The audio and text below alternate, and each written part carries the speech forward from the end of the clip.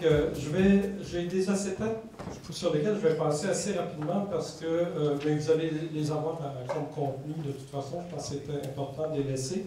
Ma présentation est en 3 parties, si on enlève l'introduction et la conclusion.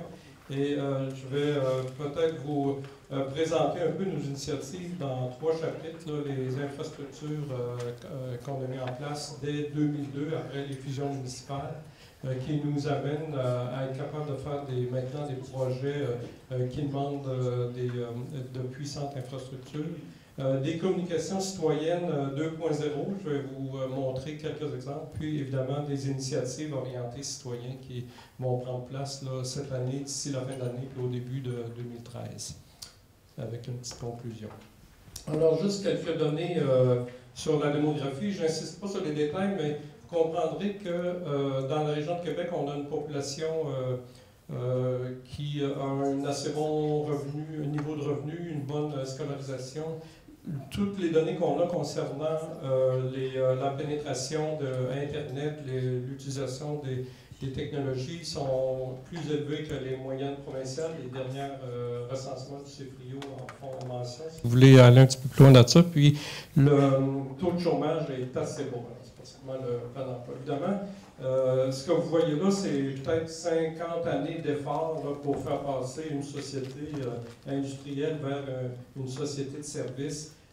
Puis ça n'a pas été fait. C'est sûr qu'il y a eu beaucoup d'efforts d'urbanisation, de planification, etc. Mais ça s'est fait avec des partenaires, là, le développement des créneaux d'excellence, le domaine du savoir. Puis on peut dire que ces partenaires-là, ça a été autant l'Université Laval, les cégeps, les centres de recherche, l'entreprise privée, le parc technologique, Québec International plus récemment, mais c'est un ensemble de partenaires qui ont fait qu'on a un résultat comme celui-là dans la région.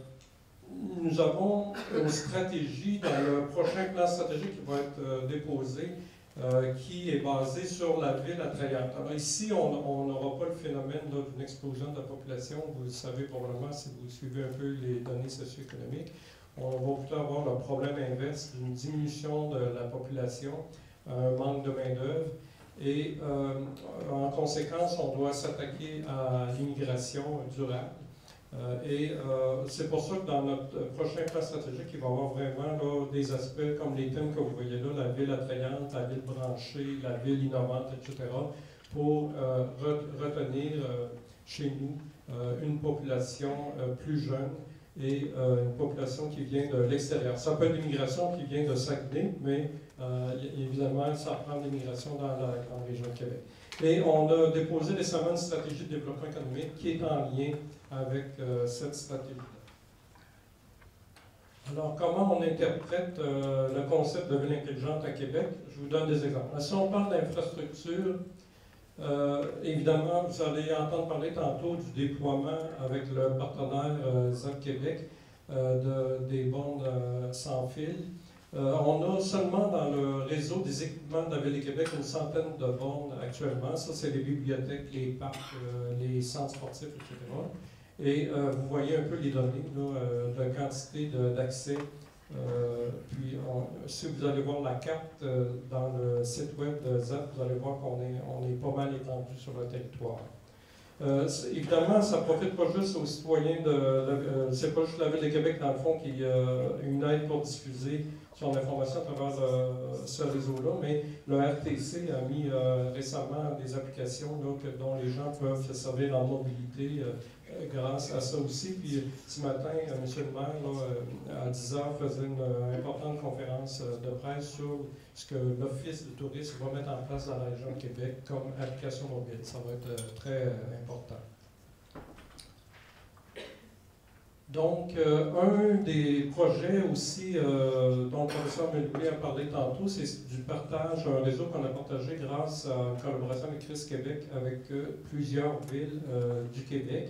C'est un réseau à large bande qui est assez important, qui nous permet maintenant de partager des applications. Alors, on a actuellement seulement 2 applications qu'on partage avec d'autres villes. La cour municipale qui est logée à Longueuil, et dont les autres villes peuvent se servir de la même application. On sauve beaucoup de coûts, évidemment. On a seulement qu'un endroit où on va faire les nouvelles versions, entretenir le serveur, etc. Et on donne aussi le service de paye à 2 autres villes, dont une dans la région de Québec. Puis on veut étendre ce genre pour les prochaines applications qui s'en viennent. Là, on travaille beaucoup sur le système de gestion des activités de loisirs, qui est un des systèmes qui a plus d'impact avec les citoyens, hein, beaucoup plus que d'autres. Et on va probablement aussi analyser la possibilité, de même que le système de gestion des permis de construction, de faire des ententes avec d'autres municipalités pour l'acquisition et le déploiement de ces systèmes-là. On a aussi des réseaux unifiés. Ça, c'est une des priorités auxquelles on s'est attaqué tout de suite en 2002, après la fusion municipale. Un réseau de fibre optique qui relie 160 de nos bâtiments. C'est les bâtiments où il y a le plus d'employés. Des radiocommunications unifiées, ça veut dire la police, les pompiers, les travaux publics. On a tellement, avec la mobilité, on est tellement en train de développer la communication mobile qu'on songe, là, on fait des études économiques pour savoir si on ne serait pas mieux d'être propriétaire de notre propre réseau d'antennes que de continuer de louer là, sur des réseaux privés. Et le système de téléphonie unifié. Alors tout ça, ça nous permet beaucoup de choses. On peut, dans n'importe quel de nos bureaux maintenant, entrer sur un poste de travail, puis être comme si on était à notre bureau. On peut être aussi délocalisé à la maison pour travailler. Et la même chose pour le système téléphonique, qu'on soit n'importe où, on peut rentrer dans notre boîte vocale et aller prendre le message ou changer notre message d'accueil. Alors, ça nous permet évidemment d'optimiser, grâce à la puissance de notre réseau, un certain nombre de choses. L'optimisation des trajets, des appels 911 pour aller sur les urgences. Actuellement, on est capable d'envoyer dans le véhicule d'urgence un chemin optimisé pour se rendre où est cette urgence. Puis en même temps, on sert de la télémétrie là, sur les feux de circulation pour activer des feux de préemption. La même chose pour les incendies. Puis avec notre système téléphonique et notre réseau, on peut maintenant faire aussi des appels de masse si jamais on a dans le cas de sinistre, là, des évacuations de quartier. Ça se fait très rapidement. Il faut juste travailler, mettre en lien la carte interactive. Alors, la même chose, vous en avez entendu parler tantôt, on fait de l'optimisation de parcours de déneigement grâce à la télémétrie. Ça aussi, ça fonctionne sur le réseau. C'est pas seulement le camion qu'on va se promener là, sur des grandes cartes là, au service des travaux publics, des arrondissements, mais on a aussi ce qu'on appelle des bavards sur la plupart des appareils, les pendeurs de sel, quand est-ce que la gratte a été descendue, relevée, etc. Alors, ça nous permet de faire des analyses aussi après coup, non seulement de voir comment l'opération de déneigement se déroule, mais aussi après coup de faire des analyses, puis peut-être ramener des opérateurs en formation. Si par exemple, quelqu'un n'a pas compris que c'est seulement 15 mètres avant l'intersection qu'on commence à mettre des fondants, etc. Alors, voyez un peu l'intérêt, puis ça nous fait des rues mieux déneigées. La même chose, on a des petites applications comme ça sur les appareils qui déneigent les trottoirs, avec comme sur votre GPS là, dans votre auto, un circuit optimisé. Alors qu'avant, les opérateurs ils arrêtaient sur le coin d'une rue, puis là, ils ouvraient une grande liste avec au coin de telle rue, tu tournes à droite, etc. C'est beaucoup facilitant et c'est très apprécié là, par nos opérateurs. Ici, vous avez une autre application qui est la télégestion des lumières qui permettent aux gens de stationner dans les rues du centre-ville. Lorsqu'on fait une opération de déneigement, on envoie des communiqués, tout ça, mais c'est pas très, on capte pas trop l'attention des citoyens. Alors maintenant, les rues où les gens doivent enlever leur voiture pendant l'opération de déneigement, on a tout un système de clignotant qui existait avant, mais que les opérateurs devaient aller physiquement allumer puis éteindre à la fin de façon manuelle. Et ça, maintenant, dans l'ensemble du Vieux-Québec, on est en télégestion pour ça. Ça aide beaucoup. Puis les citoyens apprécient beaucoup, évidemment, parce qu'ils ont l'information exacte. On n'est pas obligé de dire pendant les 3 prochains jours, vous n'avez pas le droit de stationner. Quand les feux sont allumés, ben, on s'enlève dans les jambes. Puis quand c'est terminé, ben, on éteint les feux.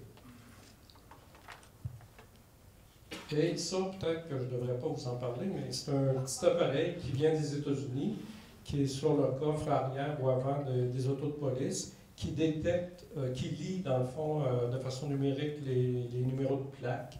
Puis, comme on a un réseau qui est très rapide, il s'en va dans la banque de données d'information de la police provinciale ou même fédérale.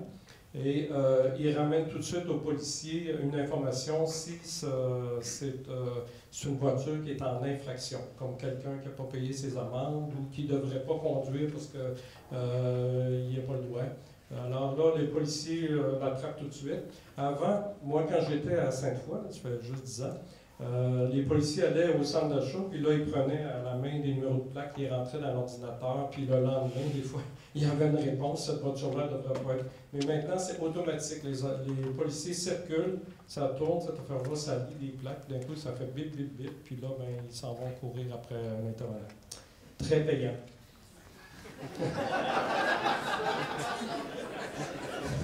C'est les infractions les plus payantes. Alors, la carte interactive de la ville, on a gagné beaucoup de prix avec ça, avec la CIRI Canada.